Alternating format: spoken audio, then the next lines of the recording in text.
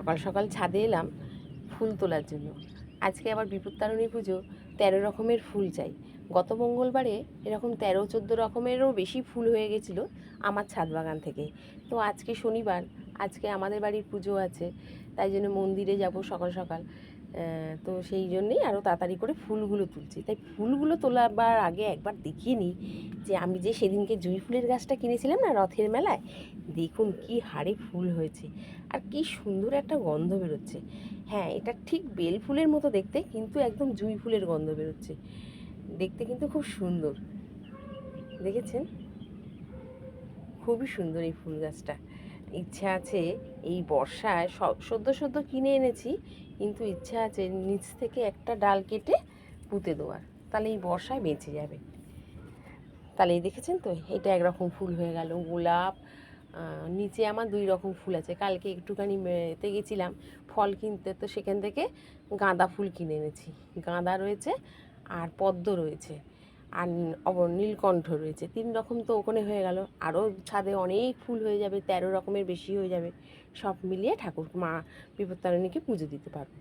তো যাই হোক, আর অ্যাডেনিয়ামের গাছের গ্রোথটা দেখুন বন্ধুরা, ভীষণ সুন্দর দিয়েছে। তো চলুন আমি বিপত্তারিণী ফুল তুলতে শুরু করে দিই। তোলবার আগে ভাবলাম যে একবার দেখিয়ে নিই। মোটামুটি সব ফুলই আছে।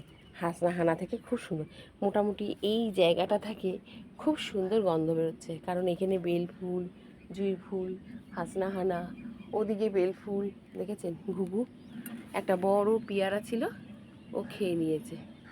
টুক টুক টুক টুক করে যায়, ওই দেখুন, দেখেছেন?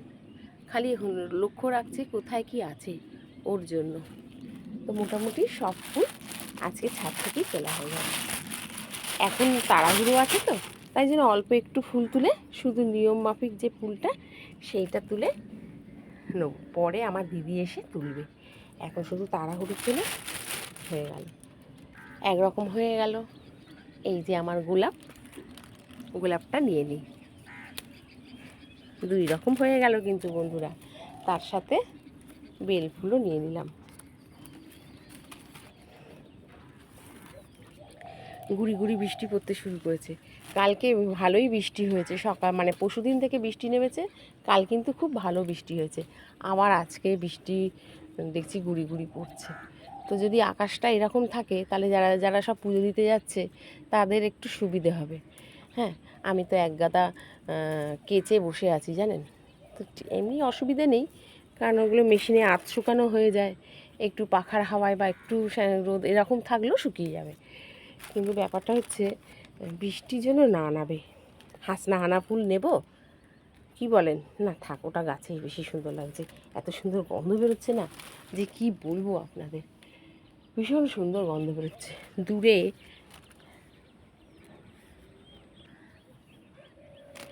বর্ষাকালটায় ফুলের সুন্দর সুন্দর কালার আর গন্ধও বেরোয়, গন্ধযুক্ত ফুল বেশ হয়। কালকের বৃষ্টিতে ও এত ঝুলে গেছিলো কি বলবো। এই ফুলটাও দেখতে খুব সুন্দর লাগে। আজকে বাজার যাব তো, পুজো দেওয়ার পথে বাজার পড়ে মন্দিরে, দেখি যদি এই বাজারে একটা গাছের লোক বসে, সে তার কাছে যদি এই ফুল গাছ থাকে, ও তার কাছ থেকে আমি এই গাছটা কিনে এনেছিলাম, তার কাছে যদি থাকে 1-2 কিনে নেবো আজকে।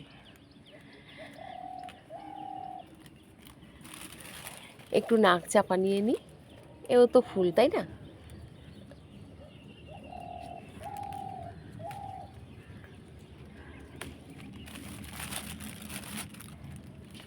একটু সাদা নয়নতারা নিয়ে নিই, দিদি পরে এসে ফুল তুলবে। এখান থেকে নিয়ে নেবো একটু এই ছোট্ট ছোট্ট জুঁই। এই জুঁইগুলো না তুললে পরে না সব ঝরে যাবে।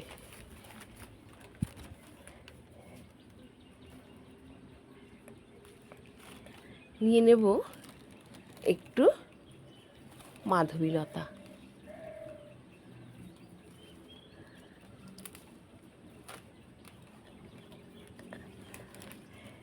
হয়ে গেল তো 6 রকম।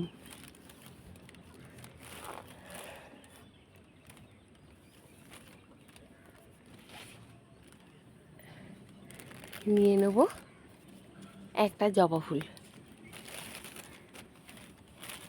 দেখেছেন, কালকে আমার দিদি জবা ফুলের তুলতে এসেছে, এসে সব ফুলের ডালগুলো ছিঁড়েছে বসে বসে। হাতে পায় না, একটু হাইটে শর্ট যেহেতু না, ওর খুব অসুবিধে। এইখানে আছে আকন্দ ফুল, তবে একটাই টিকে না না না না আছে। এই দেখুন, আকন্দ ফুলও হয়ে গেল, নরকম হয়ে গেল বন্ধুরা। আজকে এই চন্দন জবাটা ফুটেছে, থাক দিদি যখন আসবে তখন ওকে দেবো। নিয়ে নিচ্ছি এই ফুলটা, এটাও তো ফুল, যখন না থাকে তখন এই ফুল তুলেও পুজো দিতে হয়। বলছি না, বাগান থেকে যা ফুল সংগ্রহ করব বন্ধুরা, সেটা অনেক ফুল হবে। আর একটু বেশি বেশি করে তুলছি কেন, 2 ঘরে এখনও দিতে হবে আমাদের আর পাশের বাড়ির 2 জনকে। বুঝেছেন, দেখুন একটু কত কাঞ্চন ফুল ফুটেছে, দেখতে পাচ্ছেন? খুব সুন্দর কাঞ্চন ফুল ফুটেছে। এখান থেকে কাঞ্চন ফুল নিয়ে নিতে হবে। বাবা, একটা পুরো ব্রাঞ্চ ফুটেছে, এই দেখুন।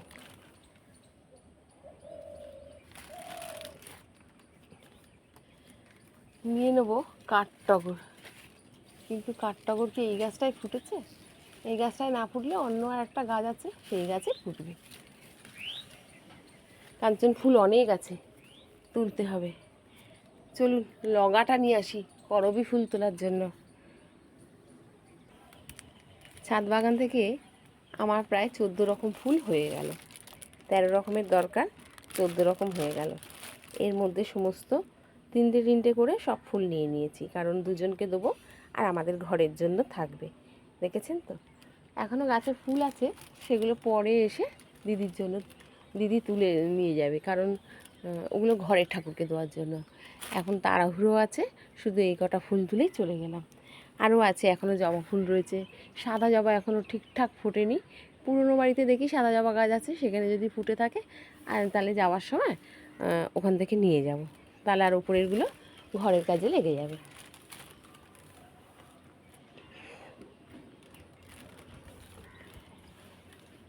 তাহলে আমাদের প্রয়োজনীয় জিনিসগুলো আমরা আমাদের ছাদ বাগান থেকে পেয়ে যাচ্ছি। তাহলে আপনারাও আপনাদের বাগানে এই রকম ফুল গাছ রাখুন, যেগুলো দরকারে আপনি আপনার হাতের কাছেই পেয়ে যাবেন। যেমনটি আমার হয়েছে, আমি এরকম প্রত্যেক বছরে আমার বাগানের ফুল দিয়ে মা বিপত্তারিণীকে পুজো দিই। 2টো নয়নতারাও নিয়ে নিই, জানি তো অনেকগুলো ফুল 2 জন জায়গায় ভাগ করে দিতে হবে, তো একটু ফুল বেশিই লাগে।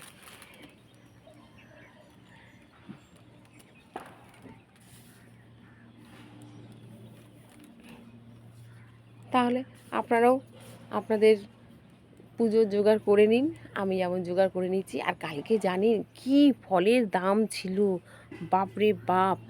মোটামুটি 13 রকম ফল, পান সুপুরি, 13টা পান 13টা সুপুরি, আর এই এক্সট্রা শুধু কেনা হয়েছে এই যে ওই যে পদ্ম ফুল বললাম না, পদ্ম ফুল আর তরমুজ, এই নিয়ে কালকে পড়েছে প্রায় 400, 450-র কাছাকাছি। এই কটা জিনিস নিয়ে এখনও তো মিষ্টি কেনা হয়নি, একটু মিষ্টি কিনে নিয়ে যাব। তাই বলছি যে একদম ফল যে বিক্রি করছে না, তার হাসিটা একদম কান অবধি চলে যাচ্ছে, এত সে আনন্দে রয়েছে। কি বলবো আপনাদেরকে, কিছু বলার নেই। মানে সুযোগে সদ্ব্যবহার বলে ওদের হয়েছে, তাই ওরা মানে সেই এই সমানে শাক আলু দেখা যাচ্ছে না, জানেন, 1 পিস 10 টাকা এই রকম, মানে চুটকি। আর বড় নিতে গেলে আর একটু বেশি দাম। এরকম কী হারে ওরা মানে করে বসেছে যে কী বলবো, গরিব মানুষগুলো ফল কিনতে এসেছে। বলুন, আমাদের মতো মধ্যবিত্তরা যদি এরকম বাজারে গিয়ে এরকম সাথে মাথায় হাতের অবস্থা। হ্যাঁ, ফল কিনবো কি, ফলের দিকেই তাকিয়ে থাকতে হয়েছে। 250 টাকার নিচে কোনো ফল নেই, বুঝতে পারছেন? এবার ঠাকুরকে দেবো একটু ভালো দেখেই তো দেবো না, আমাদের হয় মরণ। তো যাই হোক, সব রকম সবাই সব রকম, অনেকে আবার জানেন তো মন্দিরে টাকা ধরে দিয়ে দেয়, যারা পারে না। কি করবে, কিছু করার নেই, ব্যস্ত মানুষরাও পারে না, আবার গরিব মানুষরাও পারে না, তো তারা এরকম মন্দিরে টাকা ধরে দিয়ে দেয়। তাদের অল্প টাকার মধ্যে পুজো হয়ে যায়। ওইটা করাই বেশি ভালো, জানেন তো। এদের কাছ থেকেই দাম জানে, ওরা জানে যে কিনবেই, সেই জন্যই এত দাম বাড়িয়ে দেয়। যারা এই কাজটা করে না, যে মন্দিরে টাকা দিয়ে দেয়, অল্প টাকার মধ্যে পুজো হয়ে যায়, ওইটাই সব থেকে ভালো। ঠাকুর বলেনি তুমি আমাকে বেশি দাম দিয়ে ফল কিনে পুজো দাও। 13 রকম ফল হলেই ঠাকুরের হলো, 13 রকম ফুল হলেই ঠাকুরের হলো। আবার জানেন 13টা লুচি খেতে হবে। ওই শুনেই তো একদম মানে গায়ে জ্বর চলে আসার অবস্থা। তো লুচির ব্যবস্থাও সেরকম করব, যাতে আমার 13টা আমার মানে বোনের পেটে যায়, আর বাড়ির লোকেরা তো আছেই লুচি খাওয়ার জন্য। তো সেই রকম লুচি করতে হবে। সত্যি কথা বলতে কি, এখন লুচি টুচি অত খেতে ভালো লাগে না। দুখানা লুচি খেলেই মনে হয় যেন অনেক খেয়ে ফেলেছি, সেখানে 13টা লুচি চিন্তা করতে পারেন। হ্যাঁ, এই তো আমি সকাল থেকে চিন্তা করে যাচ্ছি যে লুচির সাইজগুলো আমি কেমন করে বানাবো, সেটাই আমি চিন্তা করছি। তো যাই হোক, আজকের দিনে সবাই ব্যস্ততা, সবাই পুজোর কাজে লেগে পড়েছে। আপনারাও নিশ্চয়ই এতক্ষণে যোগাযান্তি করছেন, আমিও করে ফেলেছি। এবার গিয়ে ঘরদোর মুছে চান করে বেরিয়ে যাব বোনকে নিয়ে। বোনের আবার একটু শরীর খারাপ, তো তাই জন্য ও ঠিক মানে পুজোটা হয়ে গেলে ওকে কিছু খাইয়ে দিতে হবে, নইলে ও খুব মানে হাত পা ছেড়ে দেয় এরকম। তো যাই হোক, আপনারা ঠাকুরের কাছে কামনা করুন যে আমার বোন খুব তাড়াতাড়ি ভালো হয়ে যাক। বোনের শরীরটা দীর্ঘদিন ধরে অনেকটাই খারাপ, এখন একটু ভালোর পথে, তবুও খাওয়া দাওয়া ঠিকঠাক না থাকলে ওর শরীর আরও খারাপ হয়ে যায়। সেই জন্য আমি যাচ্ছি মন্দিরে ওর সঙ্গে সঙ্গে, যাতে ওর কোনো অসুবিধে না হয়। তাহলে আপনারাও ভালো থাকুন, সুস্থ থাকুন, এভাবেই গাছের সাথে থাকুন, আর আজকের পুজোটা খুব ভালোভাবে করুন। খাওয়া দাওয়া অবশ্যই করবেন, সাবধানে থাকবেন। হ্যাঁ, টাটা।